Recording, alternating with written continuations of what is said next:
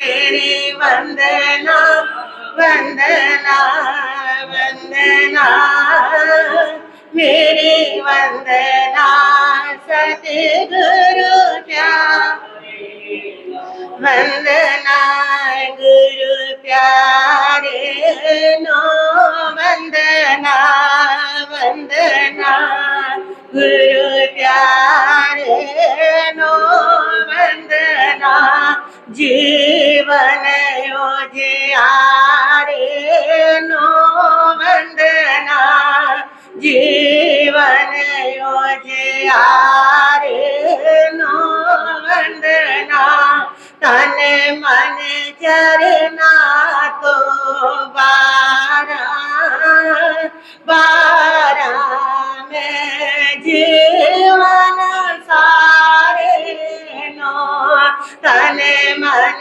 चरना तो बारा बारा में जीवन सारे नो मेरे वंदना वंदना वंदना मेरी वंदना सतगुरु प्यारे नो मेरी वंदना वंदना वंदना मेरी वंदना सतगुरु प्यारे नो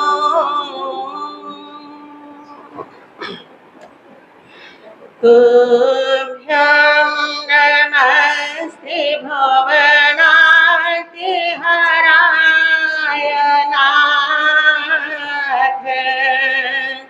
तुभ्यं नमः भूषणाय तुभ्यं नमस्ते जगत परमेश्वराय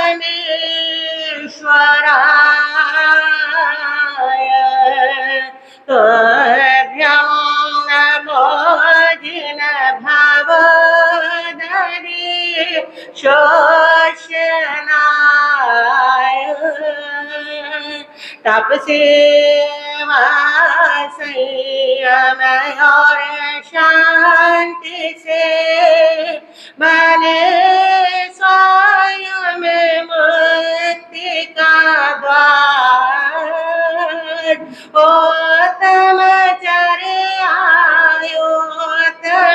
साधना उत्तम था जिनका आचार निर्मल मन और पावन तन सरल साथी था व्यवहार ऐसे गुरु ने हेम कुमार को मेरा वंदन बारंबार ऐसे गुरु ने हेम कुमार किए बोलो सारे जय जयकार तपाचार्य सदगुरु वर्या श्री हेम कुमार जी महाराज साहब की शासन ज्योति उप प्रवर्तने डॉक्टर श्री रवि रश्मि जी महाराज साहब की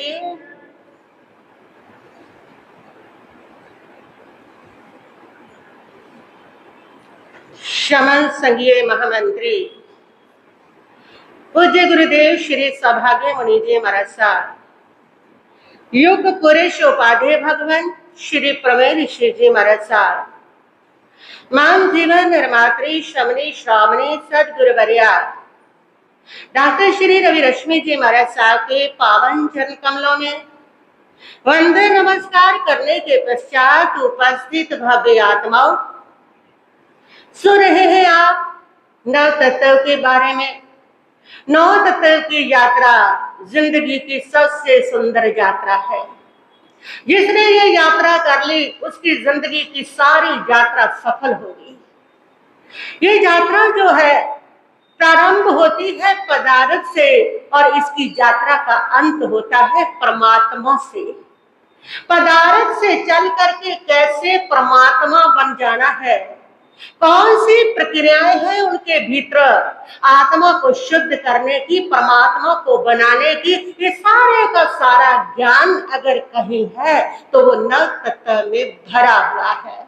सुन रहे हैं आप? सुना आपने कल आश्रय संभव तत्व जल्दी जल्दी में, और जल्दी जल्दी में आज हमें नव तत्व को समाप्त करना है, क्योंकि प्रवेशन पर्व सामने है, उनके बारे में थोड़ी बात भी करनी है और उसके बाद अंतकृत शांग सूत्र भी शुरू होना है। तो इसको लंबा लटकाने से अच्छा है कि मैं समरी के रूप में इसको क्या करूं, आपको बता के और इसका समापन कर दूं। तो आज जिस तत्व की हम बात कर रहे हैं वो बात है बंध तत्व। बंध, बांधना, किसी को भी बंधन पसंद नहीं है। बंधन चाहे बाहर का है और बंधन चाहे भीतर का है, बंधन बंधन होता है, क्योंकि बंधन में दुख होता है, बंधन में स्वतंत्रता होती है, बंधन में पराधीनता है, बंधन में स्वतंत्रता नहीं है। इसलिए किसी को भी बंधन पसंद नहीं है। जो लोग बाहर के बंधन में जेल में बैठे हैं ना, उनसे पूछो कितने दुखी है वो, कि सारा संसार उनका जेल में सिमट करके रह गया, सारा सुख उनका नुचड़ गया, सारा सुख समाप्त हो गया। तो बंधन चाहे बाहर का है, जब बाहर का बंधन इतना दुखदाई है तो आप सोचो कि वह आत्मा जो कर्म के बंधन में बंधी हुई है वो सुखी कैसे हो सकती है, क्योंकि बंधन में सुख नहीं है, इसलिए हमारी आत्मा भी सुखी नहीं है। इसीलिए तो जीवन में पल पल दुख आते हैं, सुख की इतनी खोज करते हैं, सुख के लिए इतना कुछ करते हैं, लेकिन फिर जीवन में दुख भरे रहते हैं। आज साइंस ने इतनी टेक्नोलॉजी खरीदी इंसान को सुखी करने की, इतनी टेक्नोलॉजी उसने खोजी है, इतनी टेक्नोलॉजी उसने बनाई है और उससे बहुत सारे सुख साधन इंसान को मिल भी गए हैं। कितने सुख आ गए कि पहले हमारे बुजुर्गों के पास ना एसी था, ना गाड़ी थी, कुछ नहीं था, आज इंसान के पास वो सब कुछ है। और उसके बाद इतने कपड़े हैं, पहले 2 कपड़े मुश्किल से जुड़ते थे और आज इतने सारे सुख साधन, नौकर है, चाकर है, कोई काम हाथ से नहीं करना, इतने सारे सुख साधन आगे हैं, लेकिन उसके बावजूद दुख कम हुए, बढ़ गए हैं, कम नहीं हुए हैं, बल्कि बड़े हैं दुख। तो जो इस प्रकार हम देखते हैं कि सुख की खोज तो की गई, उस सुख के लिए दौड़े, बहुत दौड़े, लेकिन सुख फिर भी हाथ नहीं आया, वो नहीं आएगा। जब तक आप बंधन से मुक्त नहीं होंगे तब तक जीवन में सुख नहीं आएगा। ये बंधन बने हुए हैं, उन बंधनों को तोड़ेंगे और तभी जाकर के सुख की प्राप्ति होगी। उस बंधन को तभी तोड़ोगे जब उस बंधन के बारे में जानोगे कि वो कर्म कैसे बंधे हैं हमारी आत्मा के साथ, किन चीजों ने बांध दिया हमारी आत्मा के साथ। आपने सुना कल कि आश्रय तत्व जिसके माध्यम से कर्म आत्मा में निरंतर आ रहे हैं, हर पल आ रहे हैं, पूरा एक प्रवाह रहा है कर्मों का।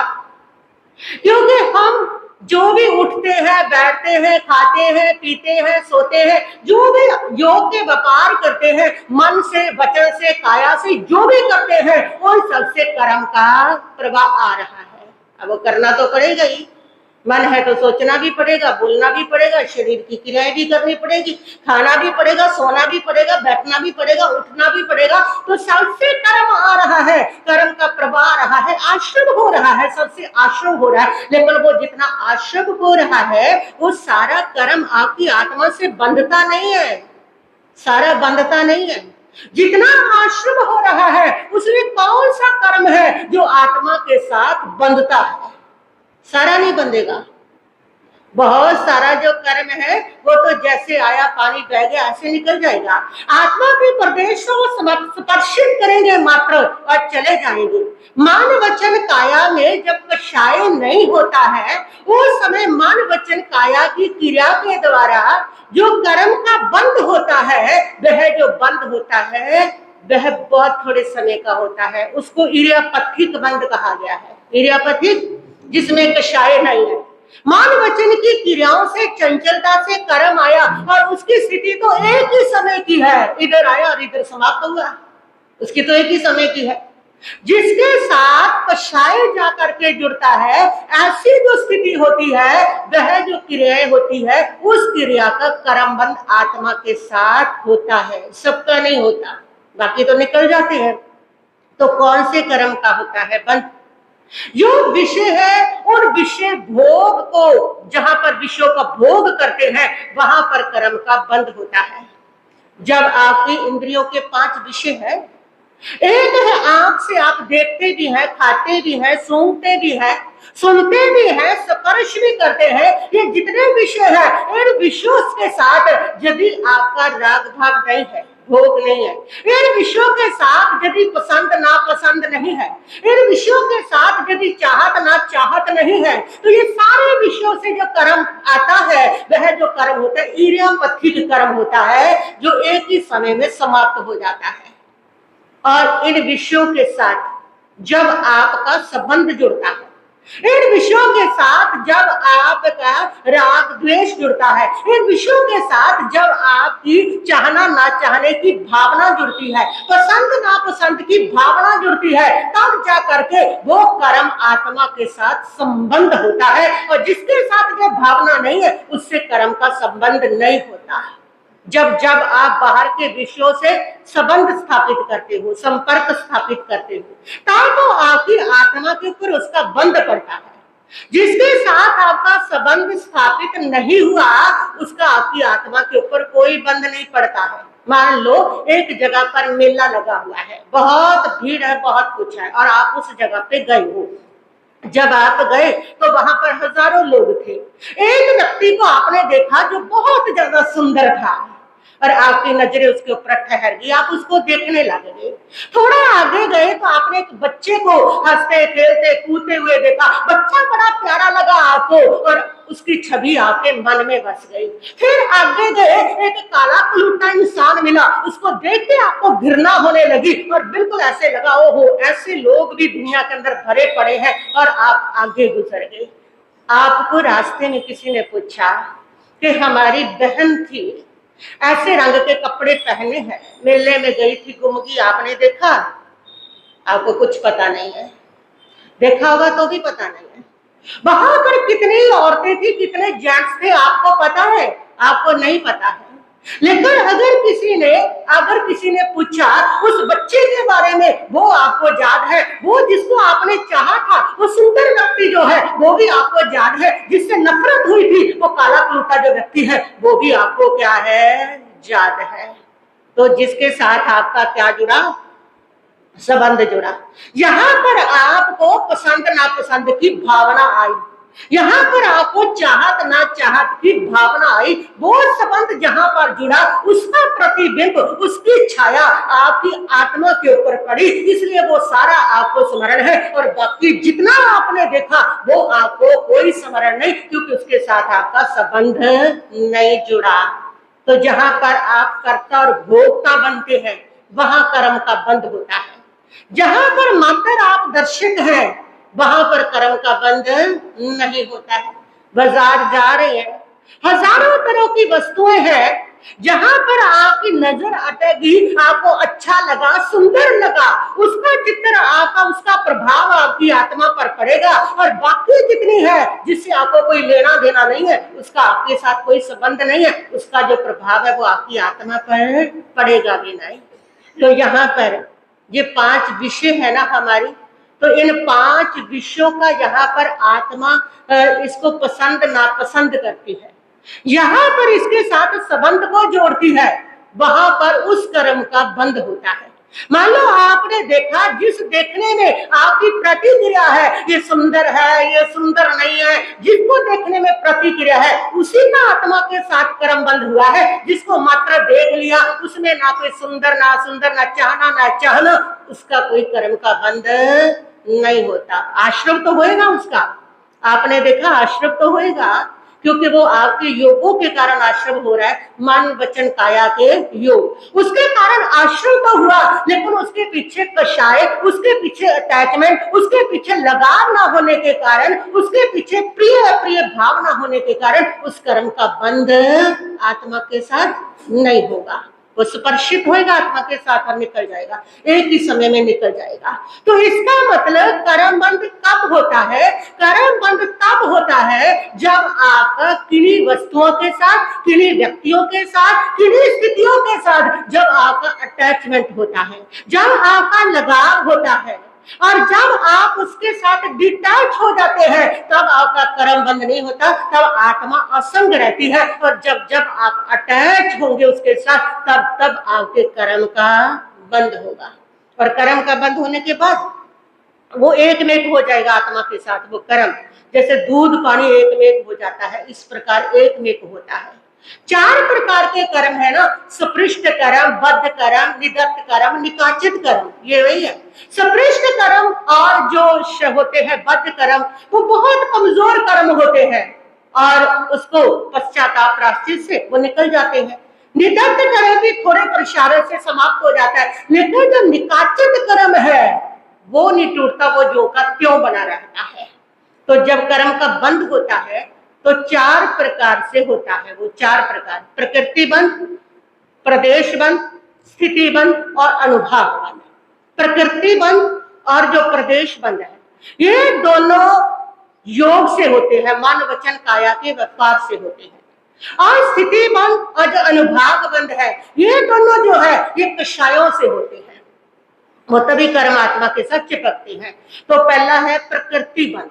आपके मन वचन काया की जैसी प्रवृत्ति होगी वैसे कर्म की प्रकृति का बंध होगा। कैसी प्रवृत्ति है मन वचन काया की? अगर वो अज्ञान को आवरण करने वाली प्रवृत्ति है तो ज्ञानावरणीय कर्म का बंद हो जाएगा। दर्शन को आवरण करने वाली प्रवृत्ति कर रहे हो तो दर्शन वर्णीय कर्म का बंद हो जाएगा। आपकी मन वचन काया की जैसी प्रवृत्ति होगी वैसी प्रकृति का बंद होगा। और जितनी ज्यादा तेज आपकी वो प्रवृत्ति होगी मन वचन काया की, जितने जोर के साथ वो प्रवृत्ति होगी, जितनी तीव्रता से प्रवृत्ति होगी, उतने ही आत्म प्रदेश आपकी आत्मा पर ज्यादा आएंगे, या कर्म प्रदेश, कर्म पुद्गल ज्यादा आएंगे, उतनी ही आपके आत्म प्रदेशों पर कर्म पुद्गल ज्यादा आएंगे। तो प्रदेश बंध, कर्मों की क्वांटिटी, कितनी मात्रा में कर्म आया है, कितनी मात्रा में, कितने उसने आपके आत्म प्रदेश को ढका है। वो जो प्रकृति है, वो जो कर्म की मात्रा है, वो मन वचन काया की प्रवृत्ति जितनी तीव्र होगी आपकी जैसी होगी उतनी मात्रा में वो कर्म आपकी आत्मा पर आएगा। फिर आता है स्थिति बंध। स्थिति बंध जो है वो कर्म आपकी आत्मा के साथ कब तक रहेगा? कई बार आप देखते हैं ना कि कुछ लोगों के तो जो कर्म का फल है वो तभी मिल जाता है कि इधर कर्म किया और उधर थोड़े ही दिन में, या घंटे 2 घंटे में ही उसका कुछ ना कुछ हो गया, तो आप कहते हैं कि हाथों हाथ मिल गया इसको। तो लेकिन कुछ लोग हैं बहुत बुरे कर्म करते हैं, बहुत बुरे कर्म करते हैं, लेकिन उसके बावजूद भी वो सुखी रहते हैं। हम देखते हैं कि उनके जीवन में तो कोई बुरा फल आ ही नहीं रहा है ना। ये देखते हैं ना तो डाउट होने लगता है, शंका होने लगती है कि पता नहीं कर्म का फल मिलता भी है या नहीं मिलता। ये व्यक्ति तो इतना बुरा कर्म कर रहा है तो भी सुखी सुखी होता चला जा रहा है, सुखी सुखी होता चला जा रहा है। उसको उस कर्म का फल तुरंत क्यों नहीं मिलता? कौन से कर्म होता है वो जिसका फल तुरंत मिलता है, और कौन सा कर्म होता है जिसका फल लेट मिलता है, देर के बाद मिलता है? तो जब कर्म बांधते हैं तो उसकी स्थिति बनती है, स्थिति कि ये कर्म कब तक आत्मा के साथ रहेगा और कब ये अपना फल देगा, तो वो स्थिति बांधते हैं। तो आप याद रखें, जो कर्म जितनी क्रूरता से किए जाएंगे वो कर्म का फल हमेशा लेट मिलेगा। जो कर्म सिर्फ योग से किए जाएंगे कि मन वचन काया की प्रवृत्ति से, जिसमें बहुत कम क्रूरता होगी, उस कर्म का फल तुरंत मिलेगा। और जिस फल जो क्रूरता से किए जाते हैं उनका फल लेट मिलता है। इसलिए जितने हत्यारे होते हैं ना, जितने भी ज्यादा पाप कर्म करने वाले होते हैं, उनका फल उनको तुरंत हमें दिखाई नहीं देता, क्योंकि उनका जो फल है वो लेट इसलिए मिलना होता है कि उस कर्म ने उस व्यक्ति की आत्मा के साथ बहुत लंबे समय तक रहना होता है।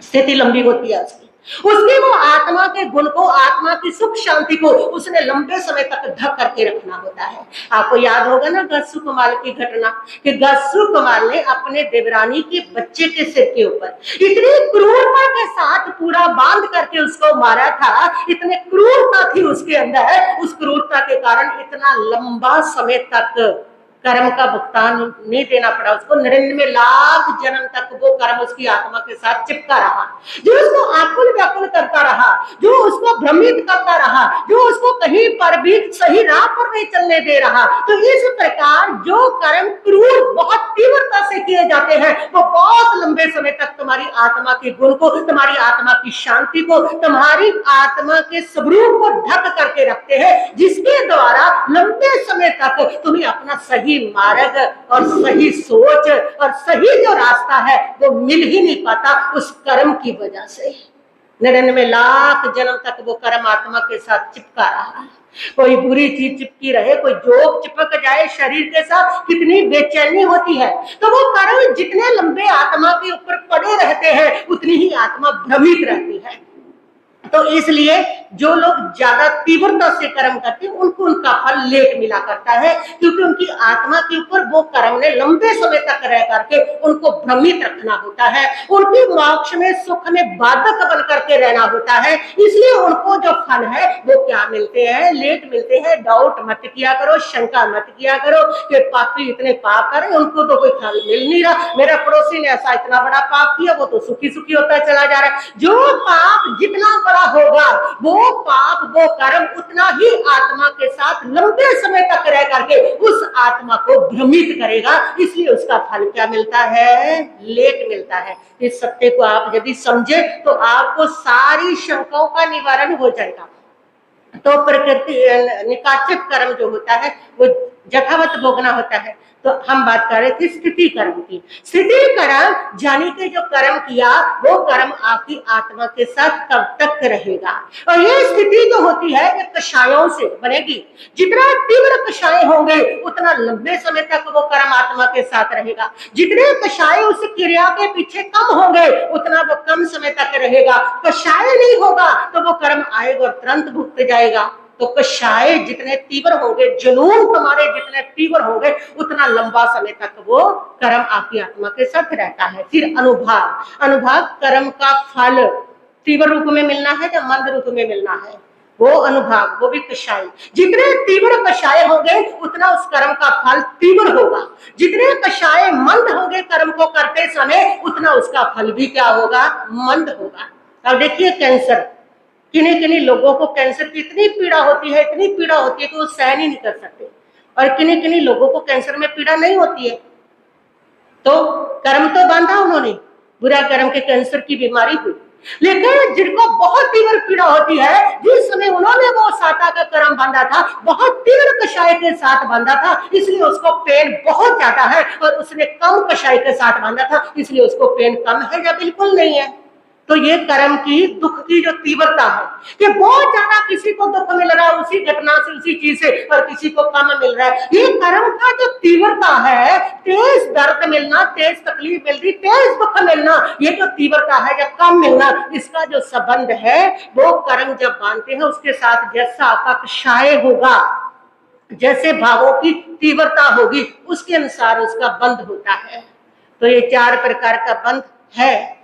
तो इस बंध को आत्मा के साथ इस प्रकार निरीक्षित ये बंध जो है वो होता है। तो ये बंध जो है आत्मा के साथ जो कर्म बंधे हुए हैं, अब उन कर्मों को हम लोगों ने आश्रम हुआ और कुछ कर्मों को कषायों के कारण बंध लिया। मेन कारण कर्म बंध का जो है, एक बात याद रखो, वो आपकी आसक्ति है, आपका लगाव है, आपके कषाय है। तो इसलिए कर्म करें आप चाहे, लेकिन अपनी आसक्ति को, लगाव को, अटैचमेंट को कम करेंगे तो वो कर्म आत्मा के साथ तीव्रता से बंद नहीं होंगे, बंद नहीं होगा। आप गुजर जाओ, जैसे बाजार से हम गुजर जाते हैं, कर्म करो सिर्फ कर्तव्य समझ करके करो, गृहस्थी को पालो अपना फर्ज समझ करके पालो, तो आत्मा के साथ कर्म का बंध नहीं होगा। लेकिन हर जगह पर अगर आप ये ज्यादा जीवन में रखेंगे, चाहना ना चाहना, ये पसंद है ये ना पसंद है, वो कर्म आत्मा के साथ बद्ध होता है। और इसके बिना तो खाना भी नहीं खा सकते आप लोग। खाने में भी इतनी मीन मेख है कि खाना है यहाँ तो बहुत बढ़िया बना है, यहाँ तो बढ़िया नहीं बना। घर में भी कई लोगों के तो खाने का ही क्लेश चलता रहता है, ये क्या बनाया है, कैसा बनाया है, ये नहीं बनाया, वो नहीं बनाया। और तो और दर्शन करने के लिए जा रहे हैं, साधु संतों के चले हैं, और वहां पर जाकर के बजाय धर्म ध्यान की बात करने से यही चल रहा है कि वहां तो फंक्शन में बहुत अच्छा खाना बना था, वो तो बहुत टेस्टी, तो कमाल कर रखा था उन्होंने। तो हम हर जगह पे हमारी चाहना ना चाहना, पसंद नापसंद ये चल रही है। ये जो पसंद नापसंद है, यही से आत्मा के साथ वही कर्म का बंध होता है। वहीं से जब ये भाव हमारे हृदय में आते हैं, हमारी आत्मा में प्रकंपन होता है, और वह बाहर से जितने लोक में कर्म परमाणु पड़े हैं उनको अपनी आत्मा में आकर्षित करता है, आत्मा के साथ संबंधित हो जाता है, संलिष्ट हो जाता है। और अगर ये भावना आपके साथ हो, खाना है खा लिया, टेस्टी है खा लिया, देखना था देख लिया, सुनना था सुन लिया, और कोई चीज मिली स्पर्शित कर लिया, बोलना था बोल लिया, जो फिर आपने कर लिया, उसके पीछे आपका अटैचमेंट नहीं है, लगाव नहीं है, कोई चाहना ना चाहने की भावना नहीं है, तो उसके द्वारा जितना भी कर्म आया है वो कर्म आपकी आत्मा के साथ संबंध नहीं होगा, आश्रम होगा, लेकिन वो जल्दी निकल जाएगा। तो इसलिए यदि आप चाहते कर्म बंध से बचे, तो हर वस्तु के प्रति लगाव से, अटैचमेंट से, उसकी पसंद नापसंद की टिक्का टिप्पणी से, इससे बचना होगा। इससे बचोगे तो आपका कर्म बंध नहीं होगा। तो ये तो है कर्म बंध की